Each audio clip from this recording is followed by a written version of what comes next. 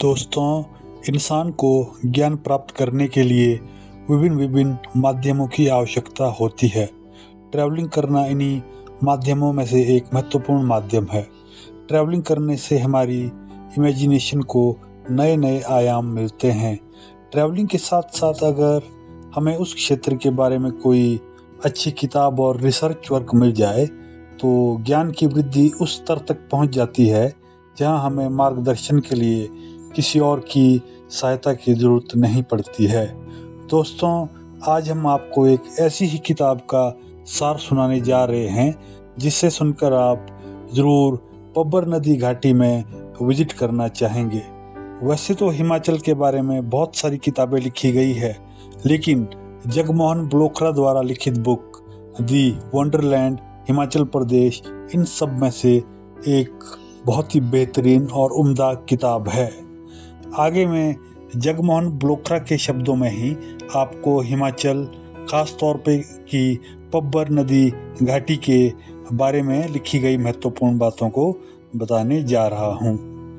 जगमोहन ब्लोखरा लिखते हैं, यह क्षेत्र शुरू से ही दुर्गम और रहस्यों से भरा हुआ रहा है। इस क्षेत्र का सबसे प्राचीन वर्णन ऋग्वेद में मिलता है, जिसमें कि दास, दस्युज और पिशाचा आदि प्रजातियों का वर्णन मिलता है जो कि शिवालिक क्षेत्र में निवास करते थे। आधुनिक युग में इन प्रजातियों की पहचान कर पाना थोड़ा सा मुश्किल है। हिमाचल की 5 प्रमुख नदियों का भी ऋग्वेद में वर्णन मिलता है, जिसमें यमुना को कालंदी, सतलुज को स्तुद्री, व्यास को अर्जिक्या, रावी को पुरुषनी और चिनाब को अस्कनी नाम से जाना जाता था। कांगड़ा घाटी में पाषाण काल के कई प्रमाण मिलते हैं, जिसमें बहुत सारे पत्थरों से बने हुए औजार मिले हैं, जिसे कि प्राचीन काल में त्रिगर्त के नाम से जाना जाता था। पब्बर नदी घाटी में भी बहुत सारी पत्थरों की बनी हुई मूर्तियां मिली है और सोनपुर का गुफा अभिलेख भी एक महत्वपूर्ण जानकारी देता है। सिंधु नदी घाटी की सभ्यता के बाद भारत के इतिहास की सबसे महत्वपूर्ण घटना आर्यों का आक्रमण है और हिमाचल प्रदेश के संबंध में आर्यों का इतिहास इस घटना को और भी रहस्यमयी बना देता है। दोस्तों, ऋग्वेद में मिलने वाली प्राचीन प्रजातियों का तो आज के युग में या आधुनिक युग में कोई नामो निशान नहीं मिलता है, लेकिन पलायन करके हिमाचल प्रदेश में सबसे पहले जो जाति आई थी या सबसे पहले जो लोग आए थे वो थे कोल, जिन्हें कि मुंडा नाम से भी जाना जाता था। और हिमाचल प्रदेश में एंटर करने वाली दूसरी प्रजाति थी भोटाज, और जिन्हें कि किराताज के नाम से भी जाना जाता था। और दोस्तों, हिमाचल प्रदेश में जो तीसरी प्रजाति जिसने एंटर किया था वो थी खश प्रजाति, जिन्हें खौश भी कहा जाता है, जो कि अलग अलग क्षेत्रों में अलग अलग नाम से जानी जाती थी।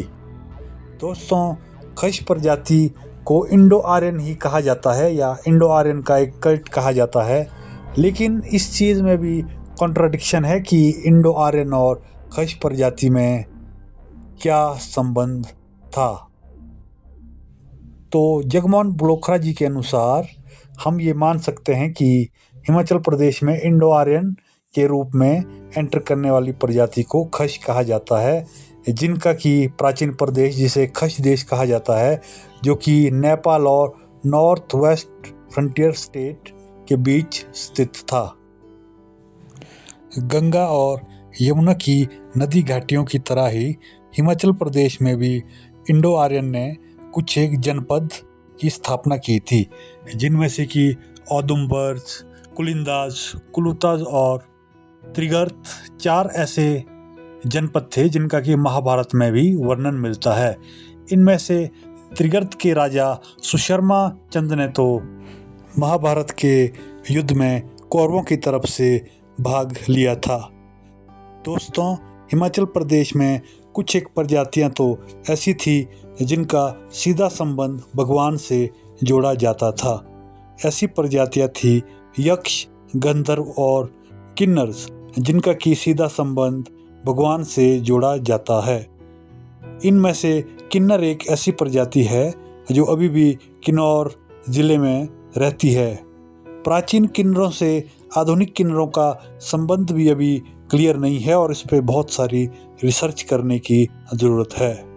जी हाँ दोस्तों, रहस्य और बहुत सारे रहस्य, अभी भी बहुत सारी ऐसी चीज़ें हैं जिनमें बहुत सारा रिसर्च वर्क बाकी है, जिसमें कि मॉडर्न टेक्निक्स की यूज़ होना चाहिए, जैसे कि मेटल डिटेक्टिंग है और कार्बन डेटिंग विधि है, ताकि हम सही तरीके से अपने तथ्यों को जोड़ सके और कड़ी से कड़ी जोड़कर हम हिमाचल प्रदेश के इतिहास ही नहीं अपितु पूरे हिंदुस्तान के इतिहास में अपना योगदान दे पाएँ। तो बहुत बहुत धन्यवाद हमें सुनने के लिए, और हम आपको रिकमेंड करेंगे कि आप इस पुस्तक को ज़रूर पढ़ें। अभी तो हमने आपको इसका थोड़ा सा सार ही बताया है। इस पुस्तक में बहुत सारी जानकारियाँ उपलब्ध है, तो आप ज़रूर इस पुस्तक को खरीदें। ये हिंदी और इंग्लिश दोनों लैंग्वेजेस में आपको मिल जाएगी। तो बहुत बहुत धन्यवाद, और चैनल को सपोर्ट करें, सब्सक्राइब करें और लाइक करें। Thank you.